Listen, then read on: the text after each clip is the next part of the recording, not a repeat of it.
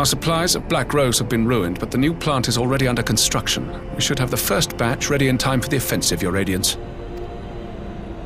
See that you do.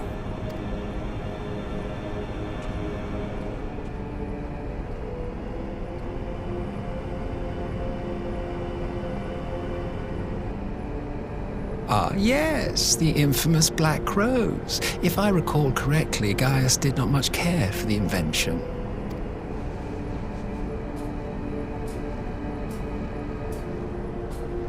A ruthless and indiscriminate weapon indeed, this airborne poison.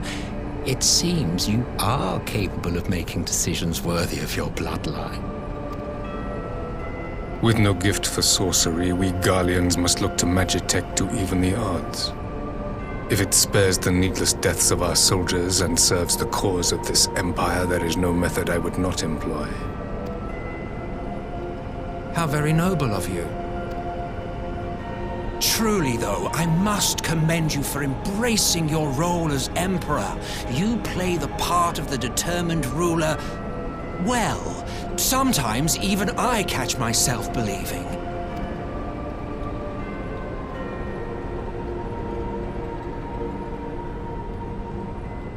A silent agent of death. Now that I think on it, Black Rose may well possess the perfect aspect. Slowly but surely, the deluge of light has worked upon the ether here in the source, and the gas should be most susceptible to its influence. Well, I shall leave you to your own devices. Go forth and bloody the land with your grand and glorious war.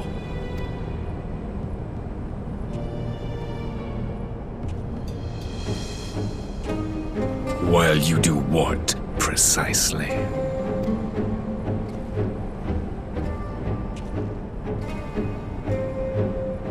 Need you ask? I will be doing what all Ascians do.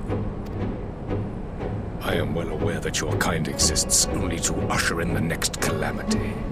But you seem oblivious to the harm your singular agenda causes to the Empire. You cannot have forgotten the events which followed your mortal demise.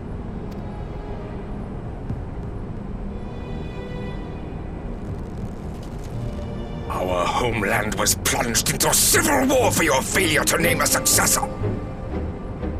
The edifice you so carefully constructed was but a hair's breadth from collapse. Are you truly so naive? You thought me oblivious to the consequences of a departure so painstakingly timed? It was by design?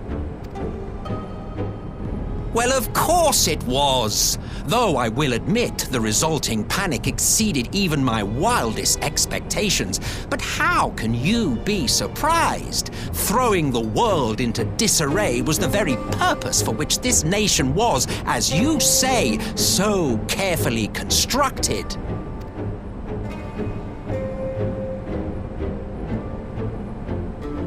Now, if you have no further questions, I must be on my way. Since we may not meet again in this lifetime, it would be remiss of me not to offer a word or two of gratitude. I really must thank you for this surplus of vessels. I can mold any host into my own image, but having bodies tailor-made for me in this fashion is so much less tiresome. You dabbled in elegant cloning techniques, yes?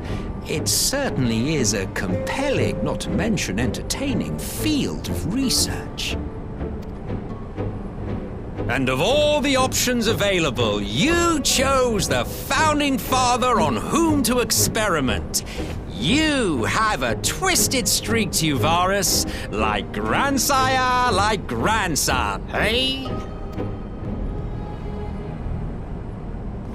If events play out as planned, this will become something of a family enterprise. You will be the capstone of this world, I the anchor and shard, and together we will give the lie to this star's fraudulent existence.